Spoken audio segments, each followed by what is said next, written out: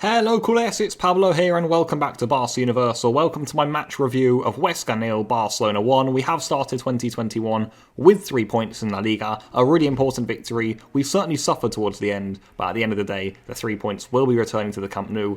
Now then, let's get into the match review of what was an interesting game, quite boring at the end. We certainly suffered there like I just mentioned, so let's get into it. And of course we will be starting with Ronald Koeman's team selection. I predicted a lineup from Koeman. I also predicted a lineup for myself that I would have wanted Barcelona to use. We did revert to Koeman's 4-2-3-1 in the end. We saw Busquets come back into the lineup. Mingueza dropped out. You had Dembele on the left. You had Messi on the right. Pedri in the middle. And Martin Braithwaite up front. So no spot again for Griezmann.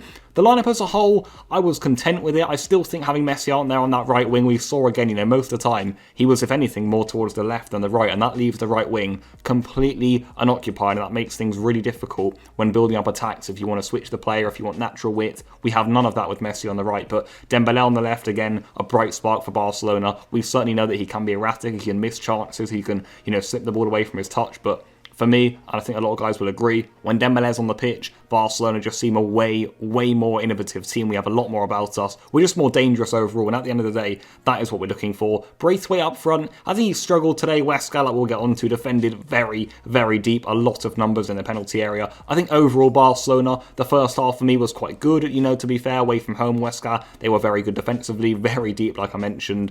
So for Barcelona to create a decent amount of chances, it wasn't bad at all. But as that second half went on, it really was painful to watch, to be honest, and Barcelona, at the end of the day, suffer to get 3 points. But let's start with that match action then. We saw exactly what was expected, to be honest. Barcelona with loads of the possession, 75% really for large parts of that first half, barring on 80, to be honest. And it was all Barca, of course, lots of possession, lots of passing. What I was impressed about, though, was that Barcelona, in the first half at least, actually created chances. We were actually getting in behind Huesca's defence. We saw Pedri had a couple of early chances. He should have stuck away at least one of them, if we're being honest. Braithwaite had a good shot blocked, actually, also, after some good strikers play. Messi was constantly getting on the ball. We know that link up he has there with Jordi Alba on the left. They were constantly trying to get involved with each other. Dembele also bobbing around the area. He was very quick down the left-hand flank, and we need that natural width in our play. You saw Jong there, like we will get onto in a moment, for the goal, bursting forward too. But I think Barcelona in the first half, for this sort of game, it wasn't bad at all. But I just want to speak about Huesca, really, because they absolutely defended with their lives today. And I know we always speak about, I said it in the preview, of course I did, that we knew they were going to put 10 men behind the ball. But to me, Huesca defended so goddamn deep, and we always talk about anti-football here that teams play against Barcelona, but Huesca was so far back there. You saw they almost had a line on their 6-yard box, another line just above that, and then a couple players also on the 18-yard box. It was an absolute wall back there for Huesca, and that is hard to play against, so I will give the team the benefit of the doubt when teams put that many players in the penalty area. It's not easy to find the net, and I think we saw that today. Barca certainly struggled to create chances and really get clean shots on target just because of the sheer amount of players Huesca had in their area. It is difficult, but Barca did take the lead, and this was a really good goal. Because in this sort of game, you do kind of need a moment of magic, some real inventiveness from midfield, a good runner from deep, and that is what we had here. Messi, again, drops off to the left-hand side. He puts in a really good ball, not too dissimilar to the one that he put in for Lenglet's header against Valladolid, actually. A good ball, and Frenkie de Jong, running from deep, the number 21, gets our first goal of 2021. He steers the finish into the corner, really good Barca goal, and it's just for the half-hour mark as well. We had been playing well up to then, like I mentioned, so that's positive for Barcelona. A good start to the new year, good running from deep from de Jong, and I certainly want to see Frenkie as a player really advance this year. Let's see if he can get into even more of these positions, because I do feel he's the sort of player that when he has freedom, when he really can progress through the lines, he's goddamn dangerous. But we did only go in at half-time 1-0 up. I was content with that. I imagined Barcelona would go on in the second half and really, get that second goal, kill Huesca off, if you like. Maybe they would open up also in the latter stages. Despite the fact we had many chances in that first half,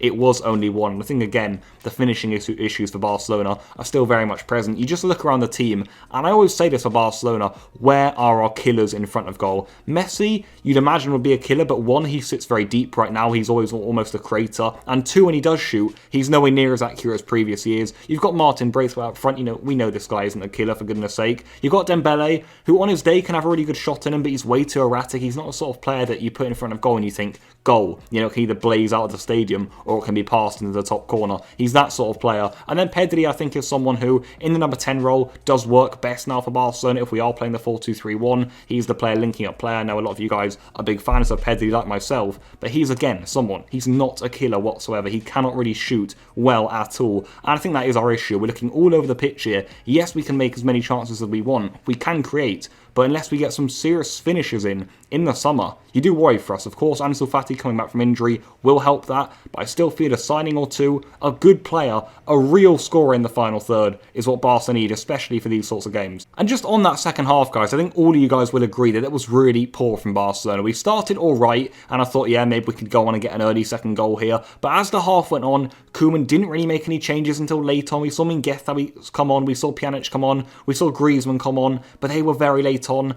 Even the sub for Mingueza on for Dest, you know, again, I don't know what that sub is going on there. I suppose for aerial height in the last minutes to attempt to try and, you know, fend off an aerial bombardment from Huesca, you would imagine, but that didn't really come, to be honest, from Huesca. They just didn't attack all game. As like I said, they played very anti-football. But I think from Barcelona, us fans already read a few things on Twitter. I don't think people are overly happy about that second half. It wasn't really pretty to watch. We created little to no opportunities. There was a very, you know, lack of intensity in the game is what I'll say. And I always mention that most weeks, but that second half, wow, tedious stuff, eh? In those sorts of away grounds in La Liga, it really can get trudgy out there. The players look like they were out of energy, and for the games coming up in January, thick and fast, you know, we're playing Athletic Club on Wednesday. That's a really hard game, an away game also. We've got to be up for it. We've got to have way more energy in our play than we showed tonight. So that's going to be a test of the players' legs. And I think we saw it there in that second half. Barca suffering. And it did take me back to the Valverde days, really. We were absolutely on our knees there by the end of it. The Barca players just weren't closing down the ball well enough. We weren't creating enough chances. We definitely could have killed the game. I'm looking at Dembele, Messi, even Pjanic there. All had good chances in that second half, but we just couldn't get the second goal. And at the end of the day, it ends 1-0. Barcelona, despite suffering in that second half badly, Huesca just showed nothing going forward.